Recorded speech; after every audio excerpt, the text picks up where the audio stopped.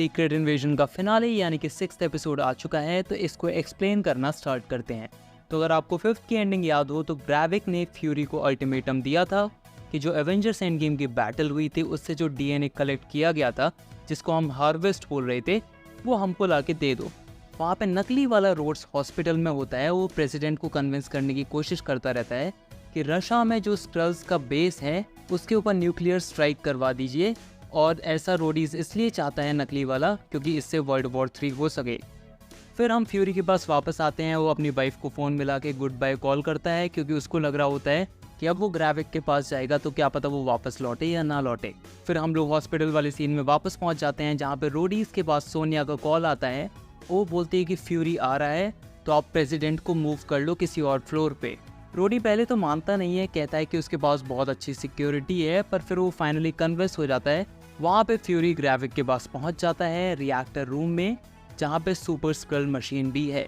वहाँ पे इतना ज़्यादा रेडिएशन होता है कि फ्यूरी की हेल्थ धीमे धीमे वीक होने लग जाती है। वहाँ पे वो दवाई लेने जाता है तो उसके हाथ से पिल्स भी गिर जाती हैं।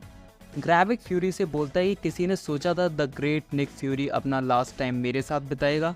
उधर हॉस्पिटल में हम वापस पहुँचते हैं और रोडी और उसके एजेंट्स प्रेसिडेंट को ऊपर वाले फ्लोर पर शिफ्ट कर रहे होते हैं। वहाँ पे फ्यूरी रिएक्टर रूम में मर रहा होता है, जहाँ पे ग्रेविक उसको बताता है कि पता है ये चेहरा जो ग्रेविक के पास है किसका है, ये उस इंसान का चेहरा है जिसको ग्रेविक ने सबसे पहले मारा था, और फ्यूरी को उसकी कोई भी याददाश्त नहीं होती है।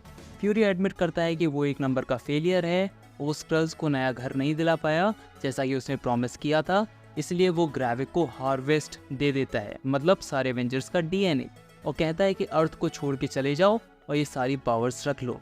कुछ देर बाद उसी रूम में फ्यूरी सुपर स्क्रल मशीन पे पड़ा होता है, बस मर ही रहा है। वहाँ अब ग्रेविक के पास सारे एवेंजर्स की पावर्स आ चुकी हैं। वो फ्यूरी को उठा के पटक देता है और एक पंच मारने ही जाता है कि फ्यूरी का हाथ हल्क के हाथ में टर्न हो जाता है और वो ग्रेविक को बिल्डिंग से स्मैश आउट कर देता है। तो हमें पता चलता है कि फ्यूरी एक्चुअली में गाया है। सच बताऊं कि इतना ज़्यादा वीक ट्विस्ट था और इतना ज़्यादा प्रिडिक्टेबल था, तो रियल वाला फ्यूरी फिर हमें हॉस्पिटल में दिखाई देता है सोनिया के साथ। वो प्रेसिडेंट को कन्विंस करता है कि ये रोडीज नकली वाला है, ये एक्चुअली में एक स्क्रल है, असली वाला रोडीज कहीं और है। प्रेसिडेंट कन्विंस हो ही नहीं रहा होता है तो फ्यूरी रोडीज के सिर पे एक हेडशॉट देता है। जब रोडीज मर जाता है नकली वाला तो वो स्क्रल बन जाता है और प्रेसिडेंट फाइनली कन्विंस हो जाता है। उधर गाया और ग्रेविक में एकदम सुपर पावर्स वाली फाइट स्टार्ट हो जाती है, जिसमें captain Marvel, Thanos, mantis, ebony मॉ और जाने कितने सारे सुपर हीरोज़ की हमें पावर्स देखने को मिलती है। लास्ट में गाया ग्रेविक को मार देती है, उसके बॉडी में बहुत ही बड़ा होल ब्लास्ट करके। फिर कुछ देर बाद ये दिखाया जाता है कि असली रोडीज और असली एवरेट रॉस को स्क्रल्स के बेस से बचा लिया गया है। फिर हम प्रेसिडेंट की तरफ आ जाते हैं, जो एलियंस की तरफ पूरा वॉर डिक्लेयर कर देता है, क्योंकि उसको लगता है कि सारे स्क्रल्स ख़राब हैं और स्क्रल्स की वजह से इतनी ज़्यादा प्रॉब्लम्स हुई हैं। एपिसोड के एंड में आते आते फ्यूरी सेबर पे जाने के लिए रेडी है। ये एक स्पेस स्टेशन है जो हमें द मार्वल्स में देखने को मिलेगा, और वो अपनी वाइफ को भी साथ में ले जाता है। इसी एपिसोड के एंड में सोनिया गाया को एक डील प्रपोज करती है कि तुम मुझे यूज़ करना, मैं तुम्हें यूज़ करूँगी, और इसी तरीके से हम अपने लोगों की प्रोटेक्शन कर सकते हैं।